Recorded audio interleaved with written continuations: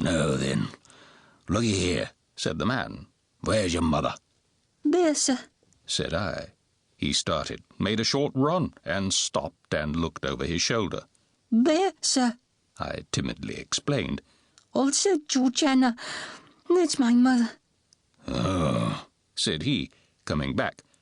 "And is that your father along of your mother?" "Yes, sir," said I. "Him too. Late of this parish." "Ah," he muttered then, considering. "Who do you live with? Supposing you're kindly let to live, which I ain't made up my mind about." "My sister, sir. Mrs. Joe Gargery, wife of Joe Gargery, the blacksmith, sir." "Blacksmith, eh?" said he, and looked down at his leg. After darkly looking at his leg and at me several times, he came closer to my tombstone, took me by both arms, and tilted me back as far as he could hold me, so that his eyes looked most powerfully down into mine, and mine looked most helplessly up into his. "Now, looky here," he said, "the question being whether you're to..." Certain wintry branches of candles on the high chimney-piece faintly lighted the chamber. Or, it would be more expressive to say, faintly troubled its darkness. It was spacious, and I dare say had once been handsome, but every discernible thing in it was covered with dust and mould and dropping to pieces. The most prominent object was a long table, with a tablecloth spread on it, as if a feast had been in preparation when the house and the clocks all stopped together. An epergne, or centrepiece of some kind, was in the middle of this cloth. It was so heavily overhung with cobwebs that its form was quite indistinguishable, and as I looked along the yellow expanse out of which I remember it seeming to grow like a black fungus, I saw speckled-legged spiders with blotchy bodies running home to it and running out from it, as if some circumstance of the greatest public importance had just transpired in the spider community.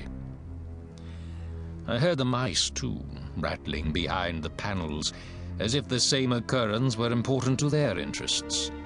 But the black beetles took no notice of the agitation and groped about the hearth in a ponderous, elderly way, as if they were short-sighted and hard of hearing, and not on terms with one another.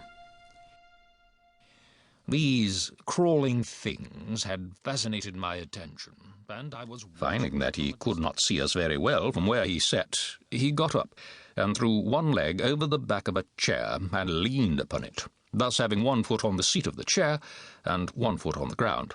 "Now, Joseph Gargery, I am the bearer of an offer to relieve you of this young fellow, your apprentice. You would not object to cancel his indentures at his request, and for his good?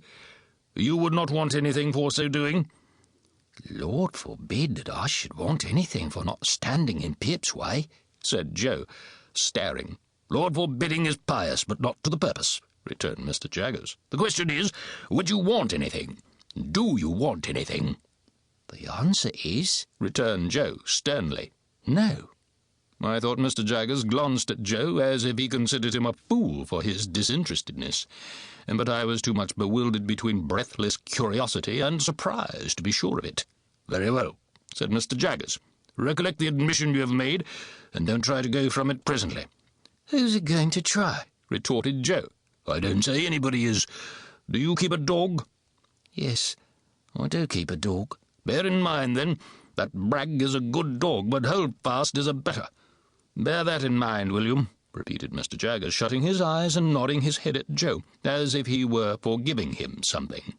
"Now, I return to this young fellow, and the communication I have got to make is that he has great expectations." Joe and I gasped and looked at one another. "I am instructed to communicate to him," said Mr. Jaggers, throwing his finger at me sideways, "that he will come into a handsome property. Further, that it is the desire of the present possessor of that property that he be immediately removed from his present sphere of life and from this place, and be brought up as a gentleman. In a word, as a young fellow of great expectations." My dream was out. My wild fancy was surpassed by sober reality. Miss Havisham was going to make my fortune on a grand scale.